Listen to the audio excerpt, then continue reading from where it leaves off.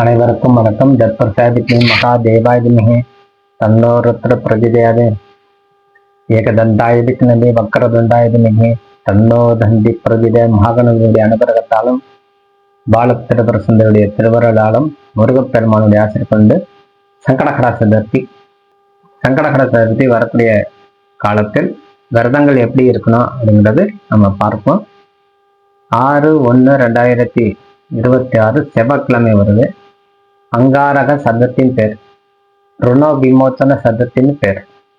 இப்போ பிரதோஷத்துக்கு கூட அதுதான் சொல்லுவோம். ருணோ விமோச்சன பிரதோஷம்னா செவ்வாய்க்கிழமை வரக்கூடியது. அப்போ நமக்கு என்ன சொல்றது, ருணம்னா கடன்.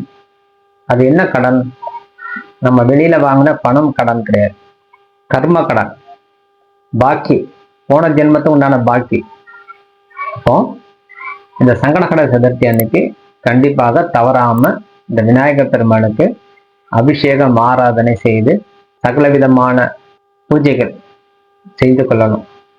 சகல விதமான பூஜை என்றால் பிரசாதங்கள், மாலை, அபிஷேக பொருள்கள், தேங்காய் மாலை, வாழைப்பழ மாலை, வெத்தலை மாலை, அருகம்புல் மாலை, உங்களால என்ன செய்ய முடியுமோ அதை சாத்தி வழிபடுத்தி. திருமணம் நடக்கலையா, மாங்கல்யம் கூடலை, அப்ப விநாயகர் பெருமானுக்கு முகூர்த்த காயில நல்ல மஞ்சள் பூசி ஒரு 7 தேங்காய் அதை சாத்தி வழிபாடு செய்யும் போது திருமணம் கை கொடுக்கும். அப்ப அந்த திருமணம் கை கொடும்போது அந்த முகூர்த்தம் உங்களுக்கு வாசலுக்கு தேடி வந்துடும். அந்த தோஷம், இந்த கிரக தோஷம் நிவர்த்தி ஆகும். அதே போல் கீழ தசை நடக்குது எனக்கு அப்படின்னா அதே போல் 7 தேங்காய் மாலை சாத்தி வழிபாடு செய்யும் போது கேது நாள் ஏற்படக்கூடிய தொல்லை உங்களுக்கு நிவர்த்தி பண்ணும். அப்போ இந்த கேது நாள் ஏற்படக்கூடிய தோஷம் உங்களுக்கு வாழ்க்கையில முன்னேற்றத்தை கொடுக்கும். பகைகள் உண்டாகும். கேது தசை நடக்குன்னா பகை கொடுக்கும். ஏன்னா உங்களுக்கு நல்வழிப்படுத்தக்கூடியவர் தான் யாருன்னா கேதுவும் சனியே. ஆகவே ஞானத்தை போதிக்கக்கூடியவர் இந்த இருவருமே. இது புரிந்தவருக்கு நல்லா தெரியும். அதனால இந்த சங்கடகர சதுர்த்திக்கு தவறாம மாலை பொழுது போய் விநாயகர் பெருமானுக்கு வழிபாடு செய்யுங்க. அங்க நடக்கக்கூடிய அனைத்து நிகழ்ச்சியிலும் கலந்துங்க. அதாவது என்ன சொல்றது, அபிஷேகம் ஆரம்பித்த முதல் தீபார்த்தனை வரை மனதார வேண்டிக்கிறது தான் உங்களுடைய கடமையாக இருக்கணும்.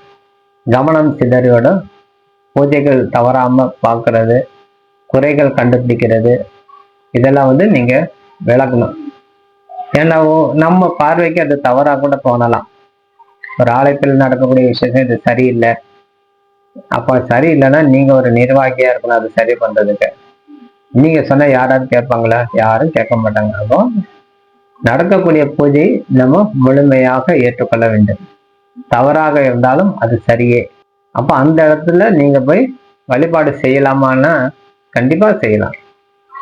அப்ப குறைபாடு கண்டுபிடிக்க மனம் வந்தாலே அங்க வழிபாடுக்கு உண்டான பலன் கிடைக்காது. இப்ப விநாயகர் பெருமானுடைய அனுகிரகம் கிடைக்காது.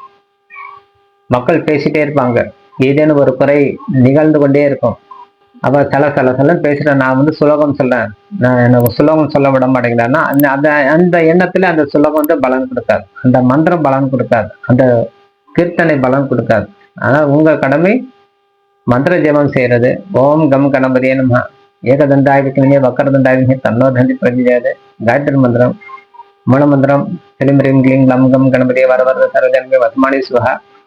உச்சிஷ்ட மகாகணபதியுடைய மந்திரம் ஓம் நம பகவதி ஏகதம் லம்போதர உச்சிஷ்ட மகாத்மே ஆம் குரம் ஹிம் கம்கே ஸ்வஹா.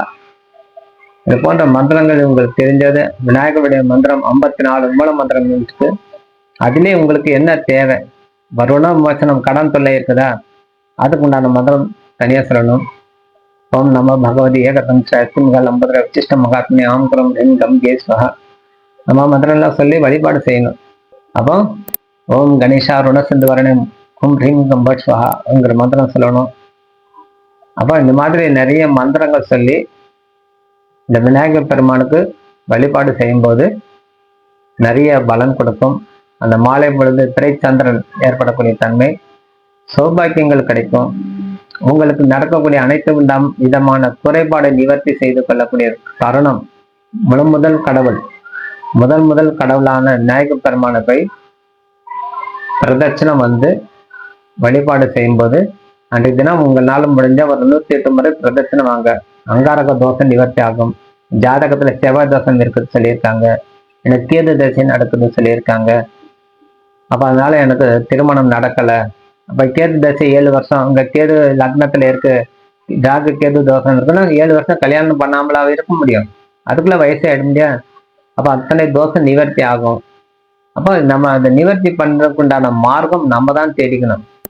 இறைவன் நம்மளுக்கு அனைத்து வகையான வழி ஏற்படுத்தி இருக்கிறார். அப்போ அதுக்குண்டான பிராய்ச்சித்தம் தான் நம்ம செய்யணும். இறைவன் கண்ணுக்கு தெரிய போறது இல்லை.